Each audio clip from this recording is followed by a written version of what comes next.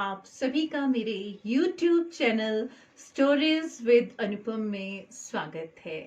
आज मैं अन्य कहानी के साथ आपके समक्ष उपस्थित हूँ। जी हाँ, कहते हैं जो मनुष्य दिल से संतुष्ट होता है, सही मायने में उसने जीवन को सही तरीके से जिया है। बहुत से लोगों के पास बहुत ज्यादा धन है, लेकिन किसी के पास पर्याप्त धन नहीं है, परंतु फिर भी वह संतुष्ट है। कहा जाता है कि लालसा से बढ़कर कोई रोग नहीं है और संतोष से बढ़कर जीवन में कोई अन्य सुख नहीं है। अगर मैं यूं कहूं कि आनंद का मूल है संतोष, तो अतिशयोक्ति नहीं होगी। जीवन में किसी के पास क्या है और क्या नहीं है, इसका अंतर मिट जाता है जब उसे संतोष हो जाता है। लालसा मन में छिपा हुआ एक ऐसा अंधकार है जो संतोष को आगे आने से रोकता है।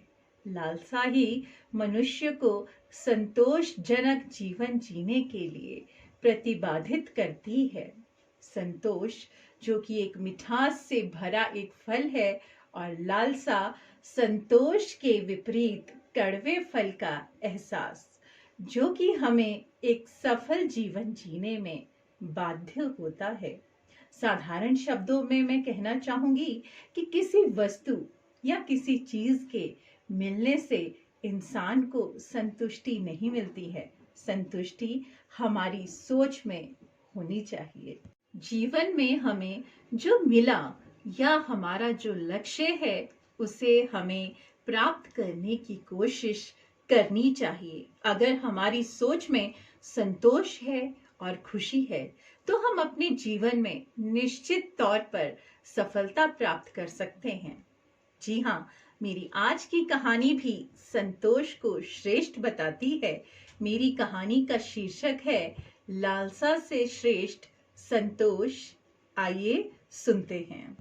लालसा से श्रेष्ठ संतोष। एक बार गुरुओं का एक समागम चल रहा था।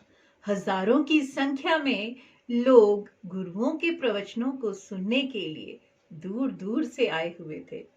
गुरु प्रवचन देने के बाद लोगों से मिलते, उनकी समस्याएं सुनते और उन सभी को नेक सलाह देते। एक दिन प्रवचन के समय गुरु के शिष्य ने उनसे पूछा, गुरुवर, आपके समक्ष हजारों लोग बैठे हैं, आप बताइए कि इनमें सबसे सुखी कौन है? गुरु ने भीड़ पर दृष्टि डालते हुए कहा, वह देखो, सबसे पीछे एक दुबला पतला व्यक्ति फटे वस्त्र पहने हुए बैठा है, वह सर्वाधिक सुखी है। परंतु शिष्य सहमत नहीं हुआ। वह बोला, ये कैसे संभव है? वह तो बहुत कारुणिक जान पड़ता है। गुरु ने अपनी बात सिद्ध करने के लिए बारी बारी से सामने बैठे लोगों से पूछा, तुम्हें क्या चाहिए? किसी ने संतान मांगी, तो किसी ने मकान, तो कोई रोगों से मुक्त होना चाहता था, तो कोई अपने शत्रु पर विजय प्राप्त करना चाहता था। वहां पर ऐसा एक भी व्यक्ति नहीं था जिसे कोई इच्छा न हो। अंत में गुरु ने उस दीन आदमी को बुलाकर पूछा, तुम्हें क्या चाहिए? उसने हाथ जोड़कर जवाब दिया, कुछ नहीं।